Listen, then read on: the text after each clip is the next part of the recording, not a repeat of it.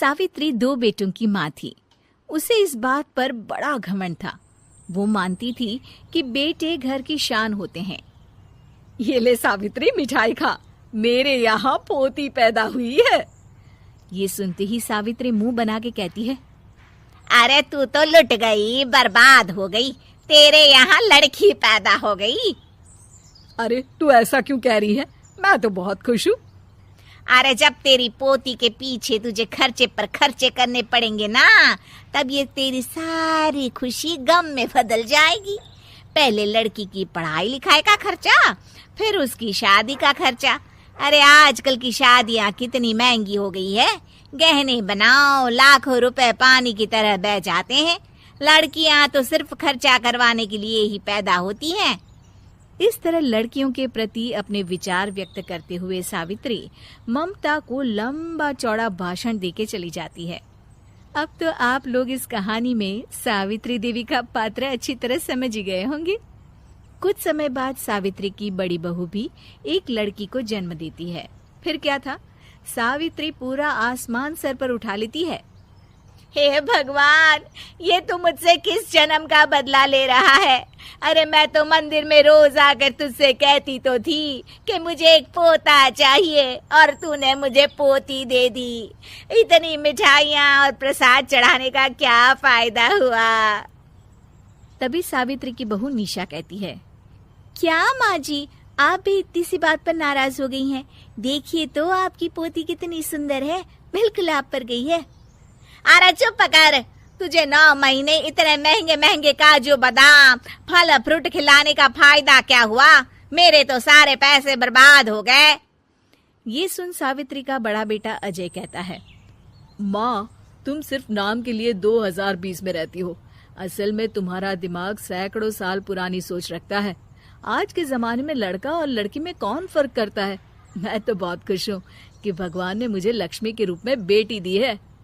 लेकिन सावित्री पर अजय की बातों का कोई असर नहीं होता। नालायक, अपनी पत्नी की जबान बोल रहा है। मेरा बड़ा बेटा तो हाथ से गया। लेकिन सावित्री देवी हार मानने वाली नहीं थी। वो पोते की चाह में अपने छोटे बेटे विजय की शादी करवा देती है।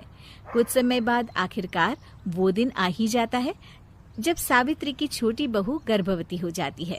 सावित्री इतनी खुश हो जाती है कि वो बच्चे के जन्म से पहले ही सारे मोहल्ले में ढिंढोरा पीटने लगती है। ये क्या सावित्री, तू तो पोते के जन्म से पहले ही मिठाई बांट रही है। पहले पोता पैदा तो होने दे, और फिर क्या पता अगर पोते की जगह पोती पैदा हो गई तो। ये सुन सावित्री चिढ़ जाती है। अरे अपनी काली जबान मत चला, मेरी मिठाई खा के मेरा ही बुरा सोच रही है। बड़ी आई, ला मेरी मिठाई वापस कर। देख लेना, इस बार मेरे यहाँ पोता पैदा होगा, पोता। लेकिन ठीक इसका उल्टा होता है। सावित्री की छोटी बहू भी एक लड़की को जन्म देती है। सावित्री फिर से रोना धोना शुरू कर देती है और अपनी छोटी बहू को कोसते हुए भला बुरा कहने लगती है। देखते ही देखते ये सावित्री की रोज की आदत हो जाती है।